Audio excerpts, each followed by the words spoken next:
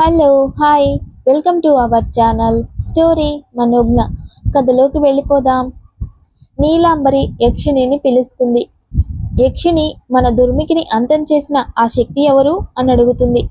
ఆయన ఒక నాగసాధువు, పేరు నాగభైరవుడు. ఎన్నో ఏళ్ళు శివుని కోసం ఘోర తపస్సు చేసి ఆ పరమశివుణ్ణే మెప్పించిన మహాభక్తుడు, మహాతాంత్రికుడు. తంత్రానికే ఆదిదేవుడైన శివుని వరం వల్ల సమస్త మంత్ర తంత్ర యంత్ర విద్యలను పొందినవాడు. అంతేకాదు ఎటువంటి ప్రయోగాలనైనా తిప్పికొట్టగల శక్తిమంతుడు అని చెప్తుంది యక్షిణి. ఈ నీలాంబరికే ఎదురు పడగల సమర్థుడా? నీలాంబరి, నువ్వు పొగరుతో ఎగిసిపడుతున్నావు.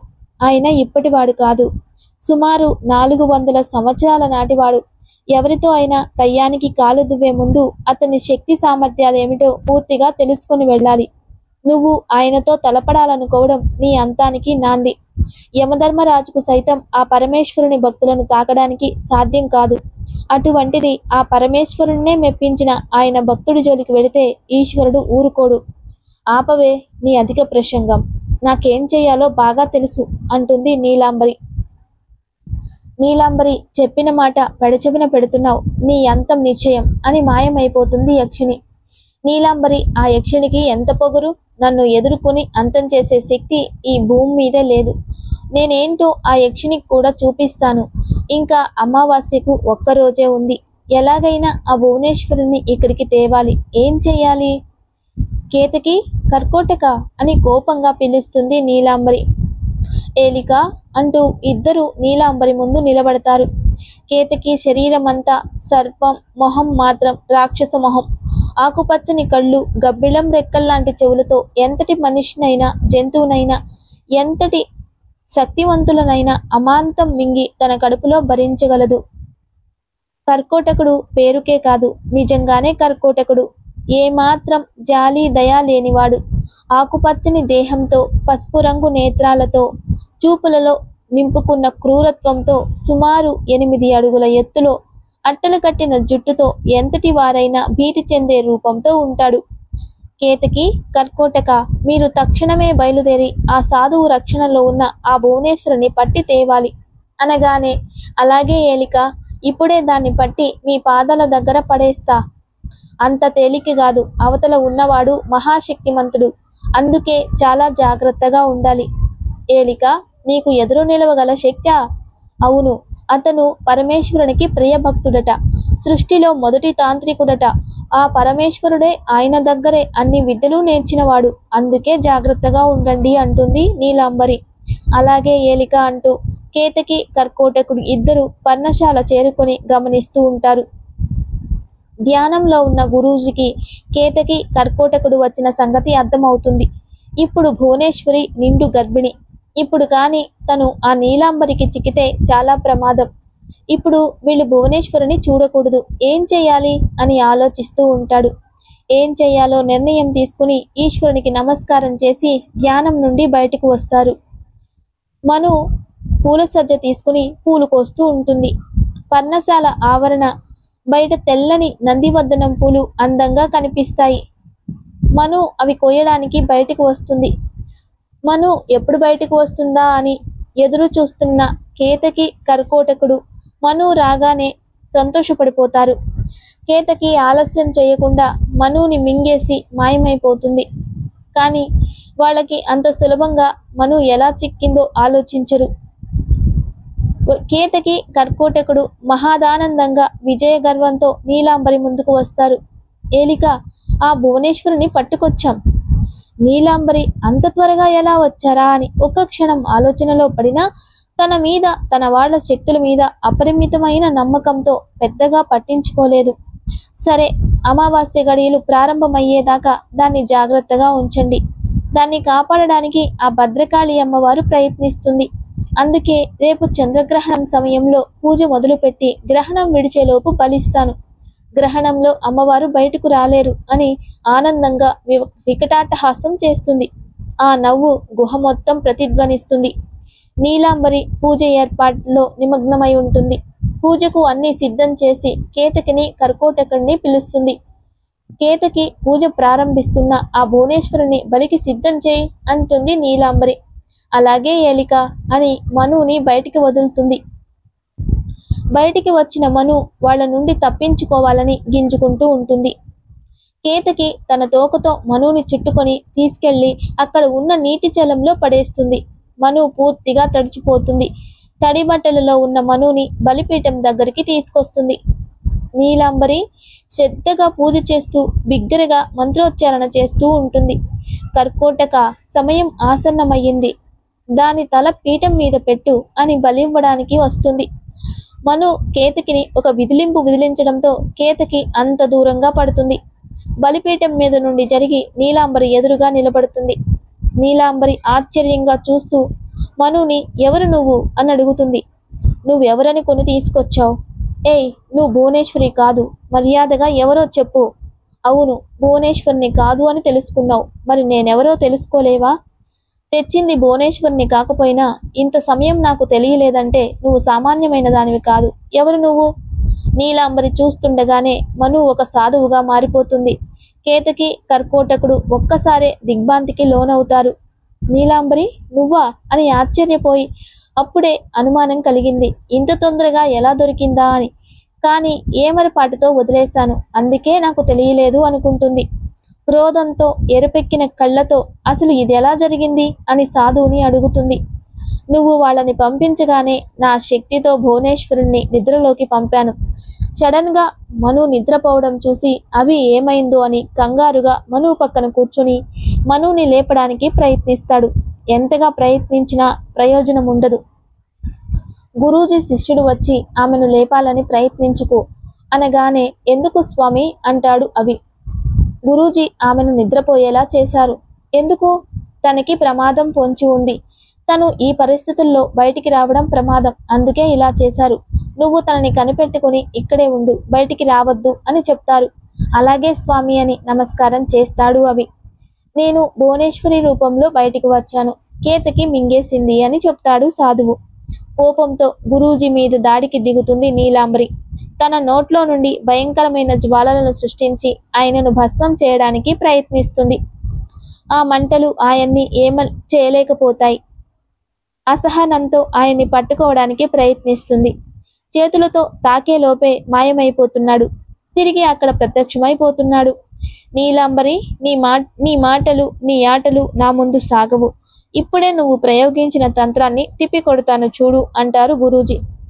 గురూజీ అక్కడే పద్మాసనం వేసుకుని కూర్చుని నీలాంబరి ప్రయోగాన్ని తిప్పికొట్టడానికి పూజ మొదలు పెడతారు. మంత్రాలు చదువుతూ ఉంటే అక్కడే నేల మీద ఒక ముంగ్ ప్రత్యక్షమవుతుంది. ఆయన చుట్టూ ఉన్న పరిసరాలను కూడా గమనించకుండా దీక్షగా ఆ ప్రయోగం కొత్త పనిలో ఉంటారు. కేతకి కర్కోటక ఈ పూజ పూర్తయ్యేలోపు మీరు వెళ్ళి ఆ పర్ణశాలంతా వెతికి ఆ భువనేశ్వరిని తీసుకురండి.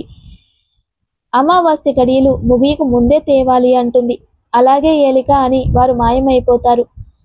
నీలాంబరి పూజ ఆరంభించడానికి సకల ప్రయత్నాలు చేస్తుంది. అయినా అవేవీ పనిచేయవు. ఏం చెయ్యాలో ఆలోచిస్తూ అలానే ఉండిపోతుంది.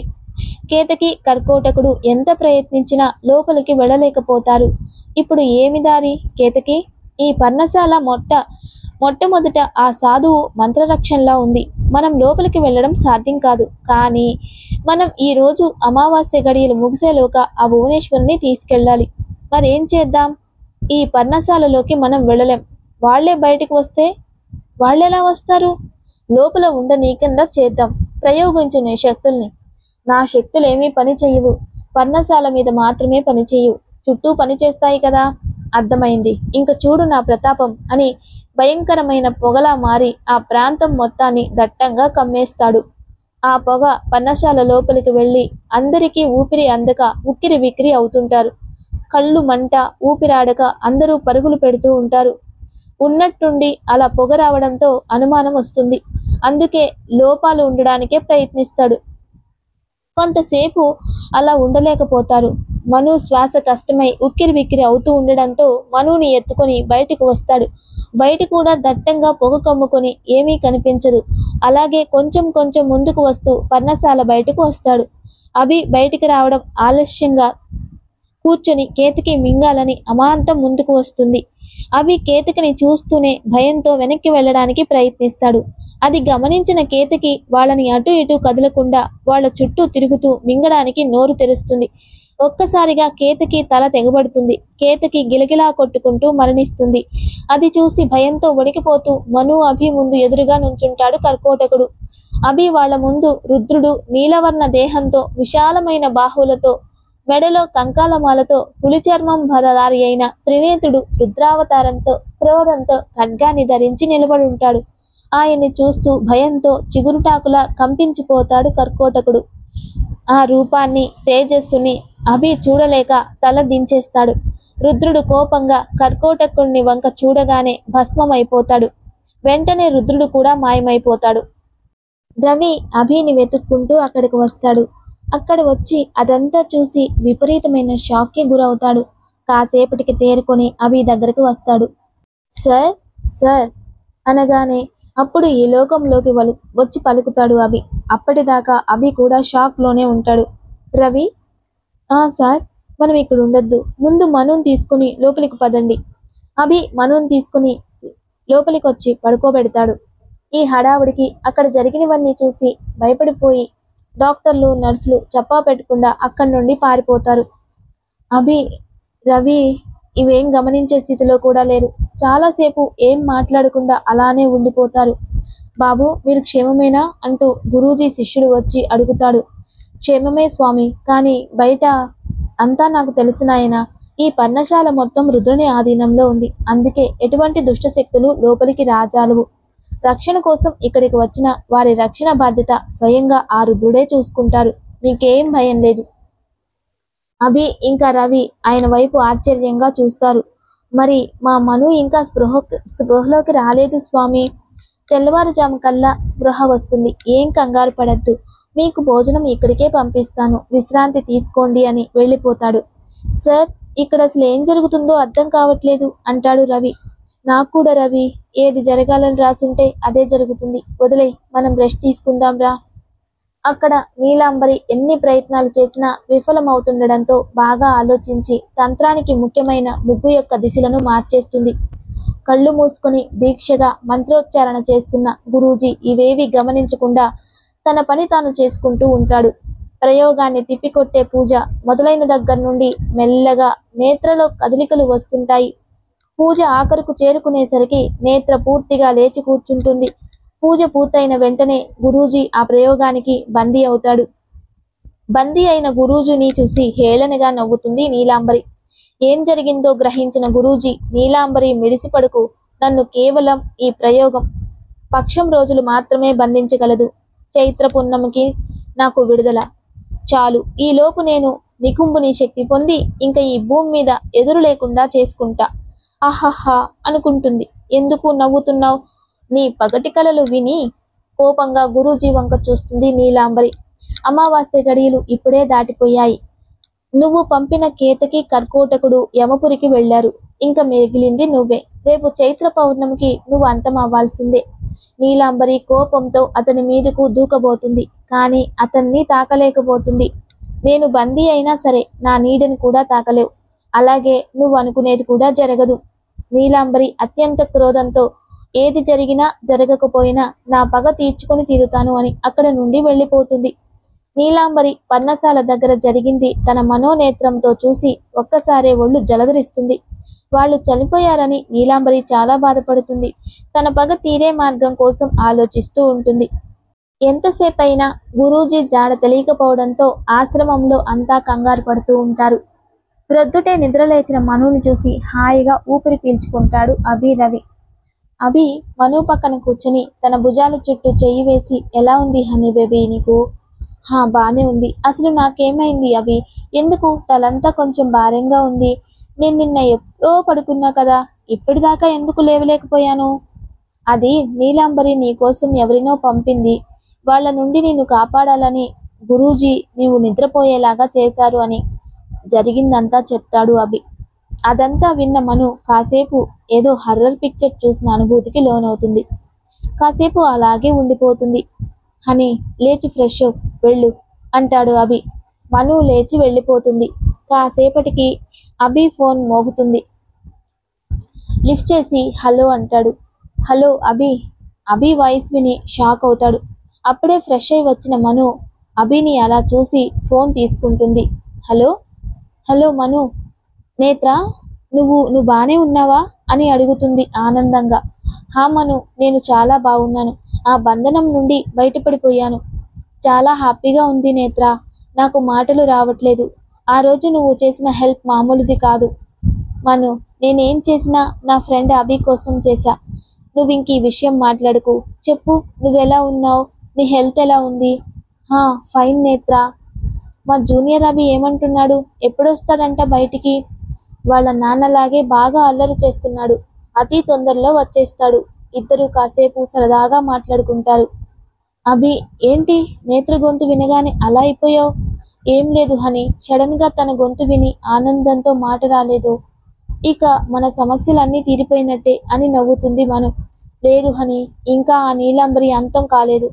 అది అంతం అయిపోతే కానీ మన సమస్యలు కూడా అంతం కావు. నాకు తెలిసి అది ఈ పాటికే ఏదో చేయడానికి ప్లాన్ చేస్తూ ఉంటుంది. సరే పద, వెళ్ళి గురూజీని కలుద్దాం. అందరూ గురూజీ కోసం వెళ్తారు. గురూజీని ఒకసారి కలవచ్చా? గురూజీ నిన్ననగా వెళ్లారు, ఇంతవరకు తిరిగి రాలేదు. ఏం జరిగిందో తెలియట్లేదు అంటాడు బాధతో ఆయన శిష్యుడు. ఇప్పుడెలా ఆయన గురించి తెలుసుకోవడం అంటూ కంగారు పడతాడు అభి. నేను ఎంత ప్రయత్నించినా నా వల్ల కాలేదు తెలుసుకోవడం. మను సైలెంట్గా వెళ్ళి గురూజీ ఆసనం ముందు కూర్చుని ధ్యానంలోకి వెళ్తుంది. ఎప్పటిలా కాకుండా ధ్యానం చేస్తుంటే మను మనసంతా అలజడిగా అనిపిస్తుంది. అయినా దీక్షగా ప్రయత్నిస్తుంది. కాసేపటికి గురూజీని చూడగలుగుతుంది. ఆయన కపాలి గుహలో నీలాంబరితో పాటు ఉన్నాడు, అది కూడా బందీగా. గురూజీ అని ఆర్తిగా పిలుస్తుంది. ఆయన నవ్వుతూ, ఎట్టకేలకు నువ్వు నన్ను చూడగలిగావు. గురూజీ, మీరేంటి ఇలా బందీగా? అది ఆ నీలాంబరి దగ్గర? అదెలా సాధ్యం? ఆ నీలాంబరి తెలివిగా నన్ను ఈ బంధనంలో బందీ అయ్యేలా చేసింది. కానీ నన్ను ఎక్కువ రోజులు ఇలా ఉంచలేదు. చైత్ర పౌర్ణమికి ముందుగానే నేను బయటకు వస్తాను. నువ్వు అధైర్యపడద్దు.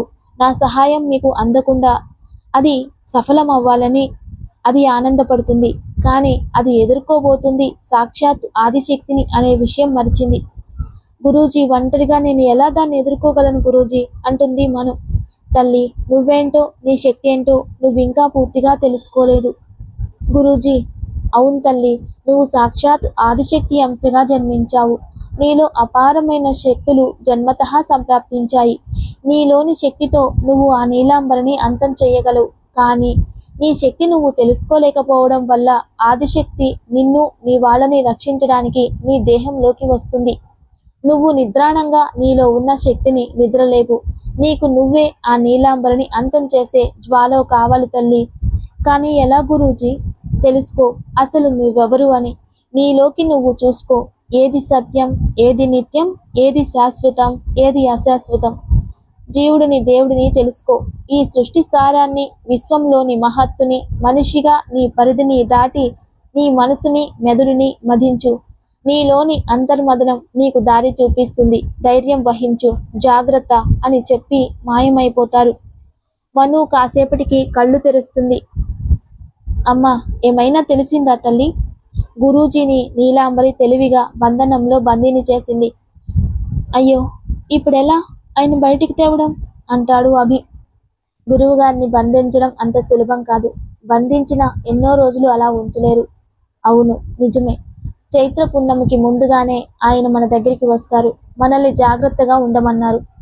సార్, మొన్న జరిగిన గందరగోళానికి డాక్టర్లు వెళ్ళిపోయారు. ఇప్పుడు ఏం చేద్దాం అంటాడు రవి. అదే నాకు అర్థం కావట్లేదు రవి. ఇప్పటికిప్పుడు తనకి పెయిన్స్ వస్తే ఏం చేయాలి? నాకు ఒకటే టెన్షన్గా ఉంది రవి. నువ్వు ఒక పని చేయి, టౌన్కి వెళ్ళి ఎవరైనా గైనకాలజిస్ట్ని తీసుకునిరా. ఎక్విప్మెంట్ అంతా ఉంది కదా, ఇబ్బంది లేదు. ఎంత అమౌంట్ అయినా ఇస్తామని చెప్పు, వెళ్ళు అంటాడు అభి. అలాగే సార్ అంటాడు రవి. రవి టౌన్కి వెళ్ళి ట్రై చేస్తాడు. కానీ ఎవరు ఆ ప్లేస్ అంటే రాను అంటున్నారు. చివరికి ఒక డాక్టర్ ఒప్పుకుంటుంది. సార్, ఒక డాక్టర్ ఒప్పుకుంది సార్. కాకపోతే అర్జెంటు సర్జరీస్ ఉన్నాయట. రేపు బయలుదేరుతాం సార్. సరే రవి. అని ఏమైంది? మొన్నటి నుండి అదోలా ఉన్నావు. హెల్త్ ఏమైనా ప్రాబ్లమా అంటాడు కంగారుగా అభి. అయ్యో, అలాంటిదేం లేదభి, నేను బాగానే ఉన్నాను. నువ్వేం టెన్షన్ పడకు అంటుంది మను. సరే, ఇప్పటికే లేట్ అయింది, పడుకో. ఇద్దరు ఎవరి ఆలోచనల్లో వాళ్ళు పడుకుంటారు. వేకువజామున మనుకి కడుపులో కొంచెం నొప్పిగా ఉండడంతో అభిని నిద్రలేపుతుంది. ఏమైంది హనీ? అభి, నా కడుపులో నొప్పిగా అనిపిస్తుంది. ఆ మాటతో అభి నిద్ర మత్తంతా వదిలిపోతుంది. హనీ, ఇప్పుడు నీకు పెయిన్స్ వస్తున్నాయేమో. అయ్యో, ఇప్పుడెలా అని కంగారు పడతారు. వెంటనే రవికి కాల్ చేస్తాడు. హలో రవి, ఎక్కడున్నావు? సార్, మేము ఆల్రెడీ బయలుదేరాం సార్, వస్తున్నాం. రవి, హనీకి పెయిన్ స్టార్ట్ అయ్యాయి, త్వరగా రండి. సరే సార్, వీలైనంత ఫాస్ట్గా వస్తాము. హనీకి ఆల్రెడీ రవి వెళ్ళాడు డాక్టర్ కోసం. వాళ్ళు దారిలో ఉన్నారు. కొంచెం సేపు వచ్చుకో ప్లీజ్ అంటాడు మను చేతిని తన చేతిలోకి తీసుకొని. నొప్పి ఎక్కువ అవుతుండడంతో అభి, నా వల్ల కాదభి, చాలా నొప్పిగా ఉంది అని అభి చెయ్యి గట్టిగా పట్టుకుంటుంది కళ్ళ నిండా నీళ్లతో. Sorry honey, I'm really sorry, నాకు తెలియలేదు. అబ్బా, ఏంటి అభి, నొప్పి తట్టుకోలేక చేస్తుంటే మధ్యలో నీ పిచ్చివాగుడేంటి? నాకు తెలియదు నీకు ఇంత పెయిన్ఫుల్గా ఉంటుందని. తెలుసుంటే ఇలా జరగనిచ్చేవాని కాదు అంటాడు. అంత పెయిన్స్లో కూడా మనుకి కోపం వచ్చి, ఏం మాట్లాడుతున్నావు, నిజంగానే పిచ్చి పట్టింది అని అంటుంది. రవి ఫోన్ చేస్తాడు. సార్, ఇక్కడ కార్ టైర్ పంచర్ అయ్యింది సార్. ఇక్కడ చుట్టుపక్కల ఎవరూ లేరు, నాకేం చేయాలో అర్థం కావట్లేదు సార్. రవి ప్లీజ్ ఏదో ఒకటి చెయ్యి, హనీకి పెయిన్ ఎక్కువ అయింది. సార్, ఇక్కడ అసలు ఎవరూ లేరు సార్, చాలా ట్రై చేశాను. సరే, మీ లొకేషన్ చెప్పు, నేనే హనీని తీసుకొస్తాను. అభి మనుని చేతుల్లో ఎత్తుకొని బయటకు వస్తాడు. అప్పటికే బయట గురూజీ శిష్యులు ఉంటారు. బాబు, ఈ పరిస్థితిలో అమ్మాయిని ఇక్కడికి తీసుకెళ్తున్నావు బాబు? తనకి నొప్పులు ఎక్కువయ్యాయి, డాక్టర్ దగ్గరికి తీసుకెళ్తున్నా. కానీ అది చాలా ప్రమాదం బాబు. ఇక్కడే ఉన్న ప్రమాదమే, అందుకే మేము వెళ్తున్నాం. సరే, ఒక్క నిమిషం. లోపలికి వెళ్ళి రుద్రుడి ముందు పూజలో ఉన్న చిన్న త్రిశూలాన్ని తెచ్చి అభి చేతికి ఇస్తాడు. ఇది నీ దగ్గరే ఉంచుకో, మిమ్మల్ని ఆ నీలాంబరి తాకకుండా ఆపుతుంది. అది తీసుకుని మనుని తీసుకుని ఎక్విప్మెంట్స్ ఉన్న వ్యాన్లో బెడ్ మీద పడుకోబెట్టి జాగ్రత్తగా మధ్య మధ్యలో మనుతో మాట్లాడుతూ డ్రైవ్ చేస్తున్నాడు. ఎప్పుడెప్పుడు బయటకు వస్తారా అని ఎదురు చూస్తున్న నీలాంబరి వాళ్ళు బయటికి రాగానే దాడి చేయడానికి ప్రయత్నం చేస్తుంది. అభి దగ్గర ఉన్న త్రిశూలం వాళ్ళని తాకనివ్వకపోయేసరికి వ్యాన్ చుట్టూ దుమ్ము ధూళితో పోరుగాలి సృష్టిస్తుంది. ఆ ఎదురుగాలి దుమ్ముకి రోడ్ కనబడక అభి రాంగ్ రూట్లోకి వెళ్ళిపోతాడు. అలా వెళ్తూ ఉండగా కారు సడన్గా ఆగిపోతుంది. అభి దిగి చూస్తాడు, కానీ అంతా బానే ఉంది. ఏం ప్రాబ్లం అర్థం అవదు. లోపల మను నొప్పులు తట్టుకోలేక అరుస్తూ ఉంటుంది. అభికి మనుని అలా చూస్తుంటే ప్రాణం పోతున్నట్టుగా ఉంది. చుట్టూ అంతా చూస్తాడు. అక్కడ ఒక చిన్న గుడి లాంటిది కనిపిస్తే అక్కడికి తీసుకెళ్తాడు. మను అరుపులు విని పక్కన గూడెంలో నుండి కొంత ఆడ మగ వస్తారు. వాళ్ళని చూసాక అభి కొంచెం రిలీఫ్గా ఉంటుంది. నొప్పులు పడుతున్న మనుని చూసి అక్కడ ఆడవాళ్ళు గబగబా దగ్గరికి వస్తారు. బాబు, పక్కనే మా గూడెం ఉంది, అక్కడికి తీసుకెళ్దాం అనగానే అభి మనుని తీసుకుని ఒక ఇంట్లో మంచం మీద పడుకోబెడతాడు. బాబు, మీరు బయటికి వెళ్ళండి అంటారు ఆడవాళ్ళు.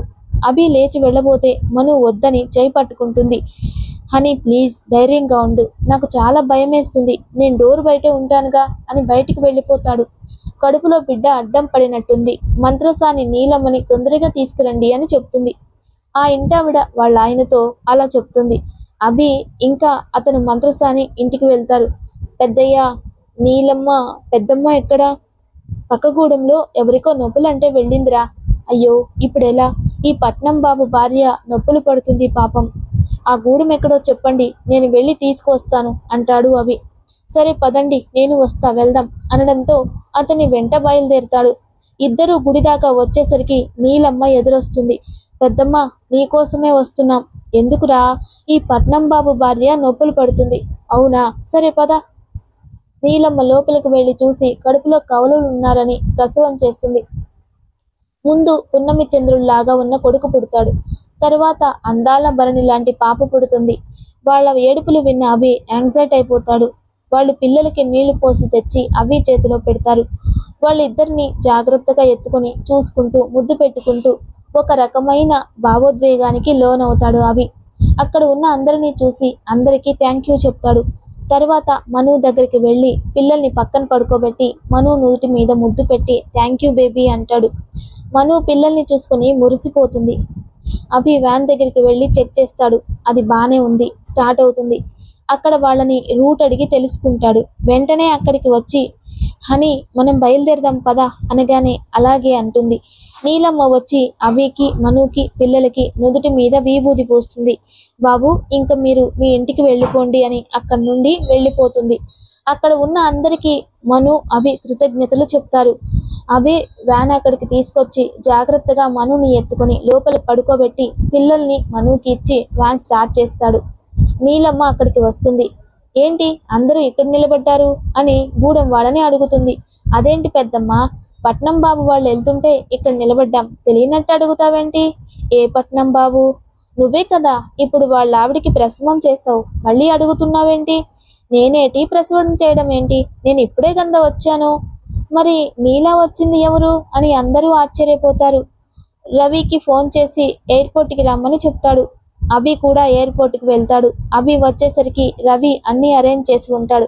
వాళ్ళంతా స్పెషల్ ఫ్లైట్లు హైదరాబాద్ బయలుదేరుతారు. అభి మను కిడ్స్ని చూసి చాలా హ్యాపీగా ఫీల్ అవుతూ ఉంటారు. మరి నీలాంబరి ఏం చేస్తుందో? ఈ సీన్తో ఈ పార్ట్ కంప్లీట్ అయిపోతుంది. Love you all. Thank you.